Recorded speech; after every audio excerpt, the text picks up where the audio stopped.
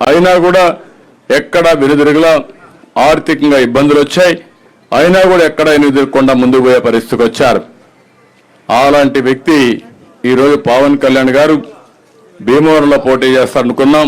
కాదు, నేను పిఠాపురం నుంచి పోటీ చేస్తానంటే ఆయన కోసం త్యాగం చేయమని నేను మన వర్మ గారిని కోరా. తప్పకుండా అంగీకరించారు.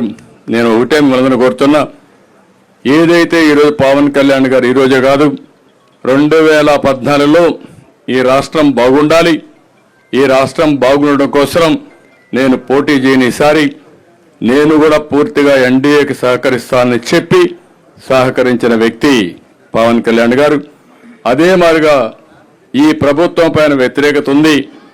ఈ రాష్ట్రం బాగుపడాలంటే ఈ ప్రభుత్వ వ్యతిరేక ఓటు చేరకూడదని చెప్పి దానికోసం పనిచేసిన వ్యక్తి పవన్ కళ్యాణ్ గారు. అలాంటి వ్యక్తి అక్కడ పోటీ చేసినప్పుడు ఒక పొత్తు ధర్మంలో వర్మ గారికి ఇబ్బంది ఉంటుంది, కార్యకర్తలకు ఇబ్బంది ఉంటుంది.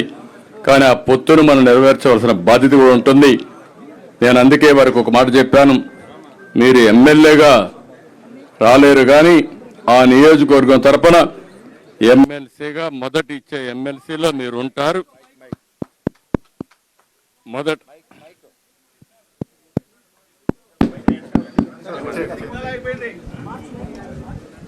మొదటి విడత లిస్టులో ఎమ్మెల్సీగా వారే ఉంటారు. శాసన మండలికి వస్తారు. శాసన మండలికి రావడమే కాకుండా రేపు భవిష్యత్తులో నాకు కూడా కొంత బాధ్యత ఉంది, క్షత్రియులకు న్యాయం చేయాలి. అలాంటి న్యాయం చేసే దాంట్లో ప్రమోషన్లో మొట్టమొదటిగా వర్మ గారు ఉంటారని చెప్పి మరొకసారి మీ అందరికీ తెలియజేసుకుంటూ, ఇంకొక పక్కన కార్యకర్తలందరినీ కోరుతున్నా, ఈరోజు వర్మ గారంటే అభిమానంగా ఉండే ప్రతి ఒక్కరూ పవన్ కళ్యాణ్ గారిని గెలిపించుకోవాలి. అతిపెద్ద మెజారిటీ, చరిత్రలో ఎప్పుడు రానంత మెజారిటీ రావాలి.